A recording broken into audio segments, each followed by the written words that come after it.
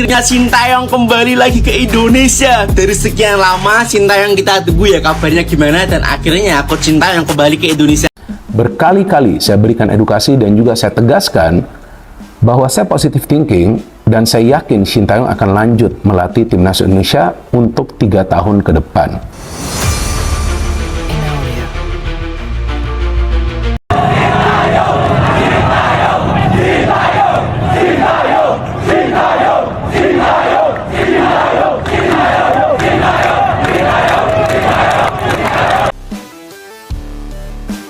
Hai semuanya, selamat datang di channel YouTube Garuda IDN. Berikut ini kami akan membagikan kumpulan berita timnas terbaru nih, diantaranya sebagai berikut. Oleh Romeni sangat gembira sampai cederanya tiba-tiba pulih dan langsung latihan. Hal itu dikarenakan oleh Romeni tak sabar ingin segera bertemu dan dilatih oleh Sintayong. Terima kasih Ratu Tisa sudah menjemput Sintayong pagi ini untuk menggantikan Patrick Kluivert. Kami masyarakat pun sangat setuju dan lebih optimis masuk Pildun jika timnas senior dinahkodai Sintayong lagi. Namun sebelum lanjut ke pembahasannya, alangkah baiknya untuk tekan tombol like dan subscribe-nya ya guys. Jika sudah, mari kita lanjut.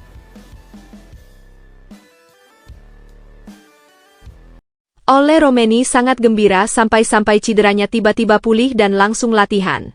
Hal itu dikarenakan oleh Romeni tak sabar ingin segera bertemu dan dilatih oleh Sintayong. Terima kasih Ratu Tisa sudah menjemput Sintayong pagi ini untuk menggantikan Patrick Kluivert. Kami masyarakat pun sangat setuju dan lebih optimis masuk Pildun jika timnas senior dinahkodai Sintayong lagi. Timnas Indonesia kini benar-benar berada di panggung besar, bersiap melakoni ronde 4 kualifikasi Piala Dunia 2026. Sebuah fase yang sudah lama ditunggu, di mana skuad Garuda akan menghadapi ujian berat dari dua raksasa Asia, Arab Saudi dan Irak. Laga pertama akan berlangsung pada 9 Oktober 2025, hanya tinggal hitungan hari. Jadwal padat, atmosfer menegangkan, serta sorotan publik kini mengarah ke anak-anak asuhan merah putih. Striker muda Oleh Romeni menjadi salah satu sosok yang paling mencuri perhatian. Ia baru saja menyatakan betapa tak sabarnya ingin melakoni debut resmi bersama Indonesia di ajang sebesar ini. Lawan pertama yang akan dihadapinya bukanlah tim sembarangan, Arab Saudi, negara dengan sejarah panjang di Piala Dunia. Namun justru disitulah motivasi besarnya muncul. Keinginannya sederhana, namun penuh ambisi, membawa Indonesia lolos ke Piala Dunia. Sebuah cita-cita yang ia sebut sebagai mimpi masa kecil, kini berada di depan mata. Dan atmosfer persiapan tim semakin ramai dibicarakan publik, dari persoalan pelatih, strategi, hingga kondisi pemain. Semua hal itu membuat situasi timnas semakin panas untuk disimak. Pagi ini kabar besar langsung mengguncang publik sepak bola tanah air. Ratu Tisa, sosok yang kini memegang kendali di balik layar, ternyata sudah mendapatkan restu langsung dari Presiden Prabowo Subianto untuk memanggil kembali Sintayong. Langkah ini menjadi sorotan karena selama ini masyarakat kerap menilai masalah timnas bukan terletak pada pemain, melainkan di kursi pelatih. Dalam pertemuan di istana, Ratu Tisa menyampaikan laporan penting. Ia menegaskan bahwa stok pemain sudah lebih dari cukup. Proses naturalisasi sudah lengkap, dari lini depan hingga belakang. Nama-nama besar pun telah hadir untuk memperkuat timnas. Namun hasil di lapangan tidak berbanding lurus dengan kualitas skuad. Tim sering bermain imbang bahkan kalah, dan penyebab utamanya diyakini terletak pada strategi yang kurang tepat dari pelatih sebelumnya. Presiden Prabowo pun mendengarkan dengan seksama. Hingga akhirnya keputusan penting diambil, meminta Ratu Tisa terbang ke Korea Selatan untuk menjemput langsung Sintayong. Sebuah langkah besar yang membuat masyarakat kian optimis. Dengan kembalinya pelatih asal Korea itu, harapan baru kembali terbuka lebar. Begitu kabar Sintayong akan kembali menukangi timnas Indonesia mencuat, Oleh Romeni langsung menunjukkan ekspresi gembira. Striker kelahiran Belanda itu bahkan mengaku sangat bersemangat hingga cederanya terasa hilang begitu saja. Saya sangat bahagia. Begitu mendengar Coach Shin kembali, saya langsung merasa lebih sehat dan siap latihan lagi. Saya benar-benar tak sabar untuk bertemu beliau, ujar Oleh Romeni kepada media Oxford United. Senyum lebar pun terpancar dari wajahnya. Baginya, kesempatan bertemu pelatih yang selama ini hanya ia dengar dari cerita para senior merupakan momen luar biasa. Ia tahu Shin Tae-yong adalah sosok yang pernah membawa Indonesia ke level permainan lebih tinggi, tetapi dirinya belum pernah berada dalam satu tim langsung di bawah asuhan pria bermata sipit itu. Ini seperti mimpi. Saya ingin segera berjabat tangan dan belajar langsung darinya. Saya percaya dengan pengalaman dan taktiknya, Indonesia bisa lebih kuat. Saya pun siap memberikan segalanya di lapangan, lanjut Ole. Kegembiraan itu semakin beralasan karena performa Ole Romeni sendiri sedang dalam kondisi impresif. Dalam 4 pertandingan terakhirnya, ia sukses mengoleksi 3 gol, catatan yang membuatnya disebut sebagai penyerang tajam generasi baru Indonesia. Kini, rasa percaya dirinya kian melambung karena akan segera ditangani pelatih dengan reputasi internasional.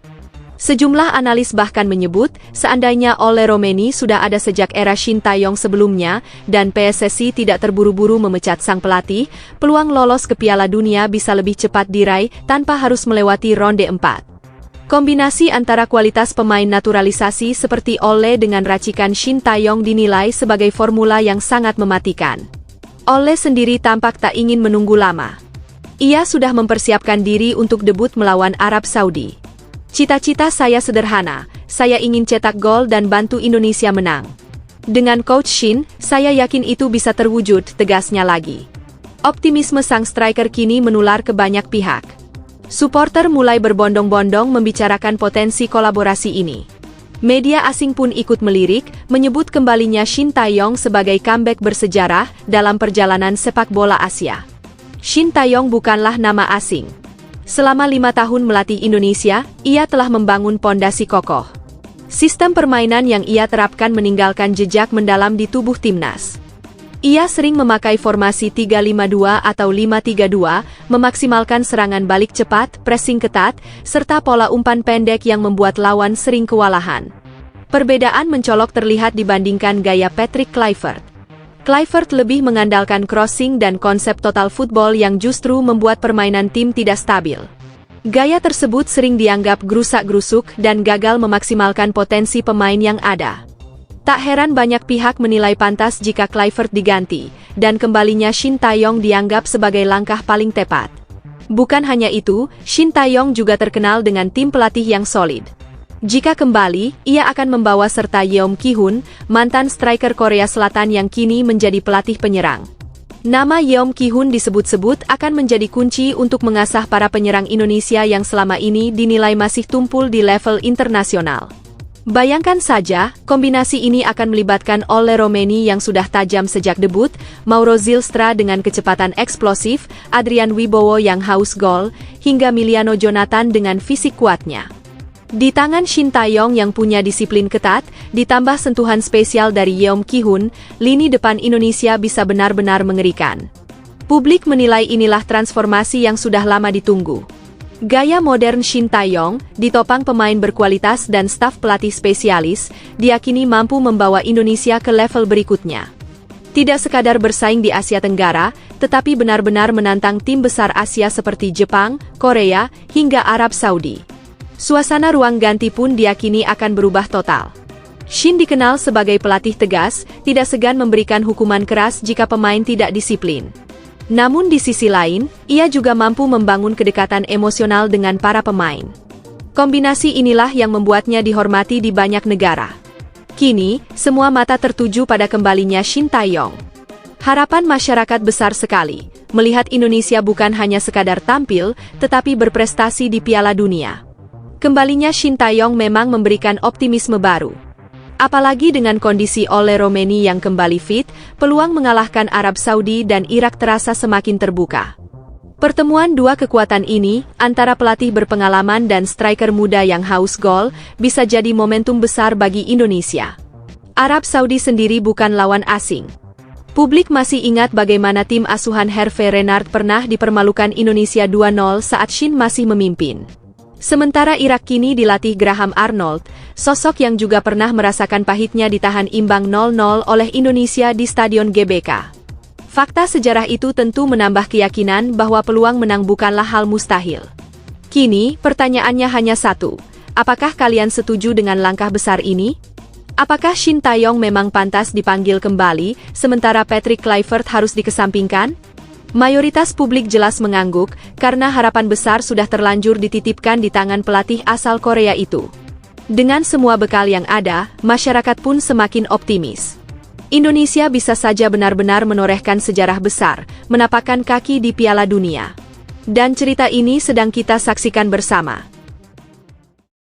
Duo timnas Indonesia Sandy Walsh dan Sain Patinama bikin geger saat bantu Buriram United kalahkan Johor Darul Ta'zim di Liga Champions Asia Elite.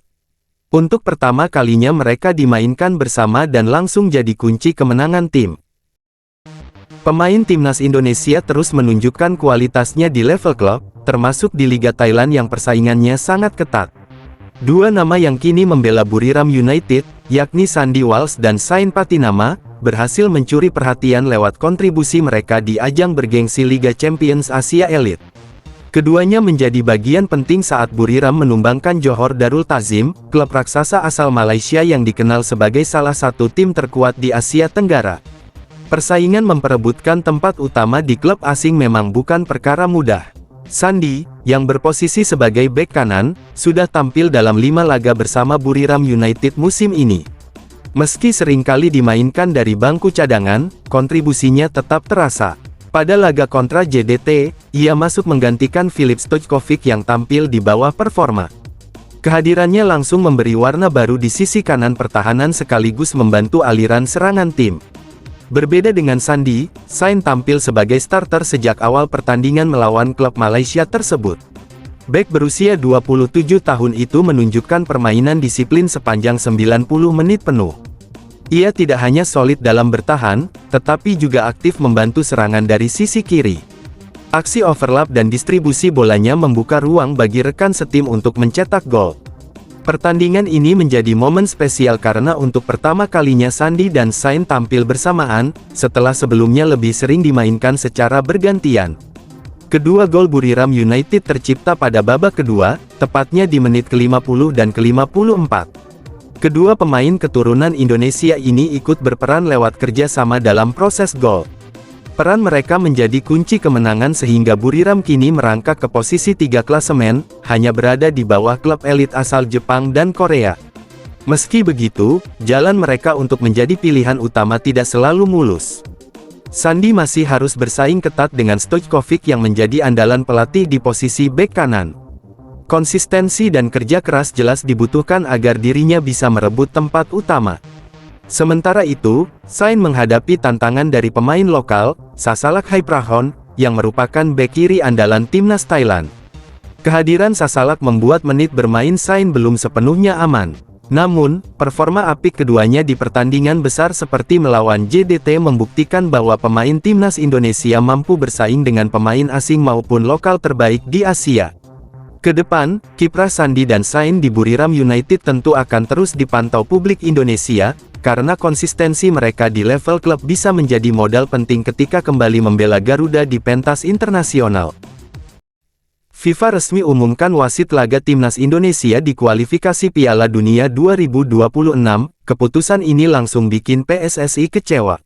Wasit Kuwait ditunjuk untuk duel lawan Arab Saudi sementara wasit China memimpin saat Garuda jumpa Irak.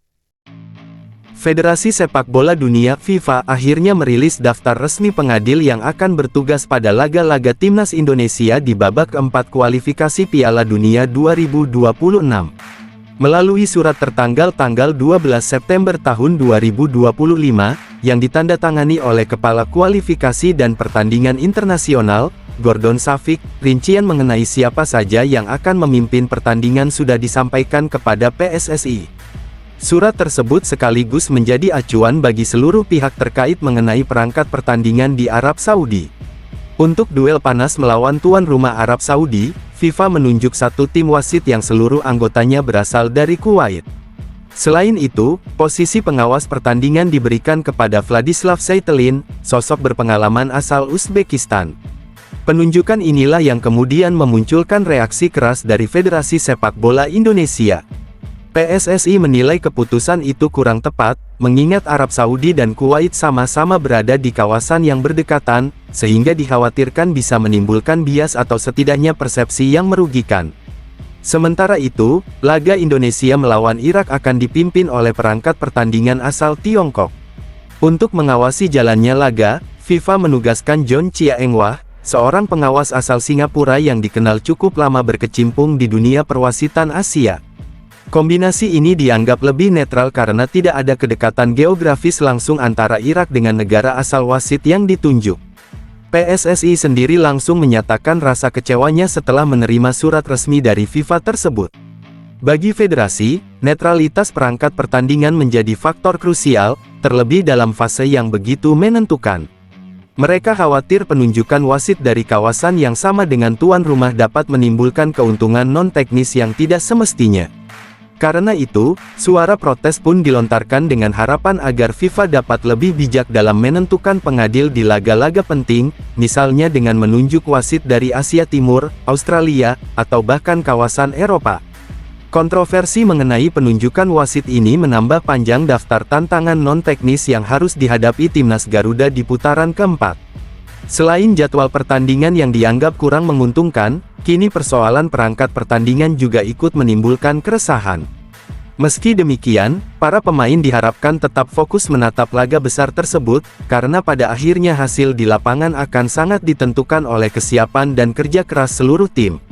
Dengan keputusan FIFA ini, publik sepak bola Indonesia kini menanti bagaimana jalannya pertandingan nanti, sekaligus berharap para wasit yang bertugas tetap menjaga profesionalisme dan memastikan jalannya laga berlangsung adil tanpa berpihak.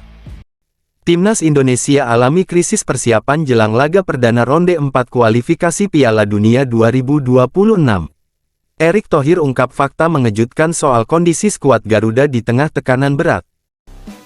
Timnas Indonesia menghadapi ujian berat menjelang dimulainya babak keempat kualifikasi Piala Dunia 2026 zona Asia. Situasi ini kian rumit karena persiapan skuad Garuda tidak bisa berjalan normal.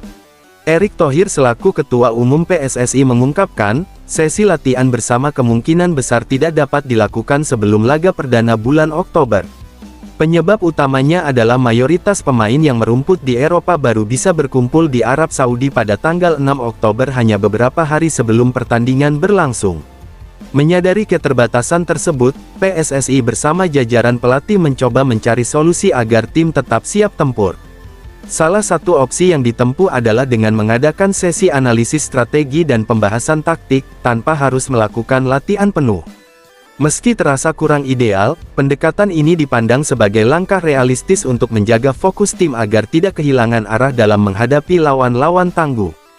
Tantangan yang menanti timnas Indonesia tidak berhenti di situ. Lokasi pertandingan yang awalnya sempat dibicarakan akan digelar di tempat netral, kini resmi diputuskan berlangsung di Arab Saudi dan Qatar. Kondisi ini jelas memberikan keuntungan psikologis bagi tuan rumah, apalagi dengan dukungan penuh dari para supporter. Selain itu, jadwal pertandingan yang digeser ke sore hari membuat suhu panas di Timur Tengah menjadi faktor tambahan yang harus diantisipasi. Keterbatasan waktu persiapan, tekanan atmosfer stadion lawan, hingga cuaca ekstrim, semuanya menjadi kombinasi tantangan yang harus dihadapi skuad Garuda. Belum lagi isu wasit yang kerap menjadi sorotan dalam laga internasional. Indonesia punya pengalaman pahit terkait keputusan kontroversial yang merugikan di momen-momen penting. Karena itu, permintaan agar wasit berasal dari kawasan yang benar-benar netral dianggap langkah logis demi menjaga jalannya pertandingan tetap adil. Walau dihimpit kesulitan, Erick menilai kondisi ini justru menunjukkan bahwa sepak bola Indonesia kini sudah diperhitungkan di kancah Asia. Perhatian yang datang dari berbagai pihak membuktikan bahwa Garuda semakin disegani. Harapannya, pengalaman berharga para pemain yang berkarir di Eropa ditambah dengan disiplin dalam menjalankan strategi, dapat menjadi senjata utama untuk tetap bersaing. Meski persiapan jauh dari kata sempurna, semangat juang dan mentalitas kompetitif diharapkan mampu menjaga asa Indonesia di putaran krusial ini. Timnas Indonesia makin gahar di Eropa, Emil Auderoches tampil menggila dan jadi sorotan dunia. Jay Izes dan Kevin Dix buktikan kelasnya, modal Garuda siap hantam Arab Saudi dan Irak. Timnas Indonesia akan segera menjalani fase paling penting dalam perjalanan menuju Piala Dunia 2026. Di putaran keempat kualifikasi zona Asia yang akan berlangsung Oktober mendatang, skuad Garuda harus berhadapan dengan dua raksasa sepak bola, yakni Arab Saudi dan Irak. Laga-laga tersebut bukan hanya soal gengsi, melainkan juga penentu langkah apakah Indonesia mampu mengamankan tiket langsung ke ajang terbesar dunia itu. Patrick Kluivert sebagai arsitek tim kini terus meracik strategi, sambil memaksimalkan potensi para pemain yang berkiprah di luar negeri, khususnya mereka yang membela klub-klub elit Eropa. Salah satu sorotan utama adalah penampilan Emil Audero, kiper keturunan Indonesia yang kini memperkuat Cremonese. Keputusannya pindah dari klub lamanya menuju tim promosi Serie A ternyata menjadi langkah tepat. Di bawah arahan pelatih Davide Nicola, Audero dipercaya tampil penuh di 3 laga awal musim. Meski gawangnya sempat kebobolan 4 kali, performa impresifnya dengan sederet penyelamatan penting membuatnya langsung masuk ke daftar pemain terbaik pekan ketiga Serie A. Dengan usia yang sudah matang di angka 28 tahun, Audero menjelma sebagai salah satu kiper yang paling stabil di kompetisi Italia.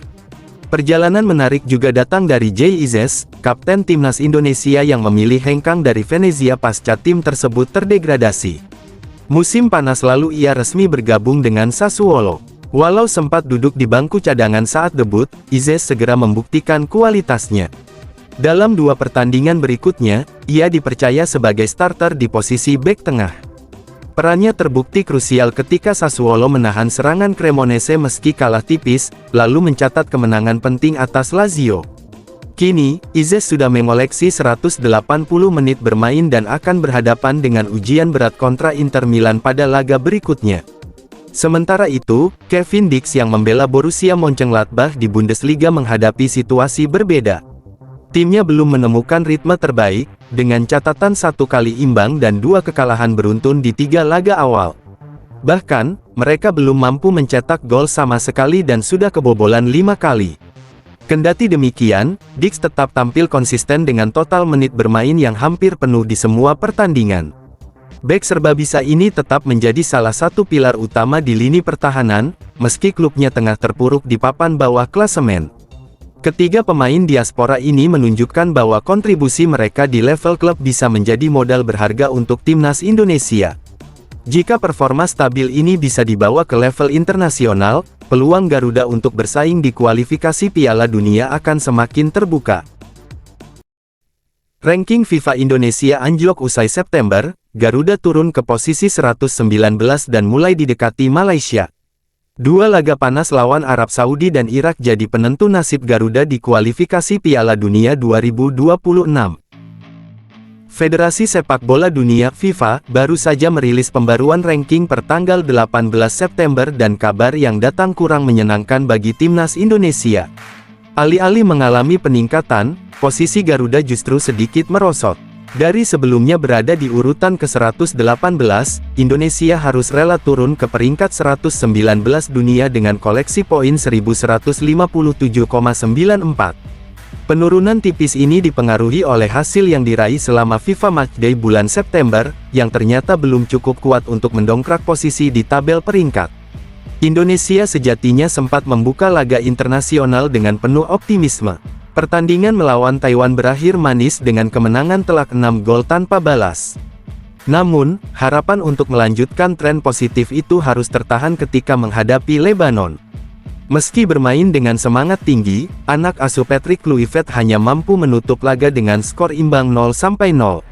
Hasil beragam inilah yang akhirnya membuat poin Indonesia tidak bertambah signifikan. Sementara itu, di sisi lain, rival regional Malaysia justru memanfaatkan agenda bulan ini dengan baik. Tim Harimau Malaya sukses meraih 2 kemenangan penting atas Singapura dan Palestina. Tambahan poin dari hasil tersebut membuat mereka naik 2 tingkat, dari posisi 125 ke peringkat 123.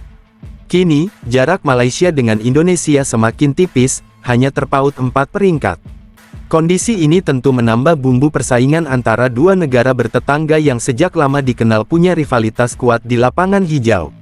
Meski sempat turun 1 strip, tidak bisa dilupakan bahwa capaian Indonesia menembus posisi 118 sebelumnya merupakan pencapaian bersejarah. Ketua Umum PSSI, Erick Thohir, bahkan menegaskan bahwa posisi tersebut adalah yang terbaik dalam hampir 2 dekade terakhir.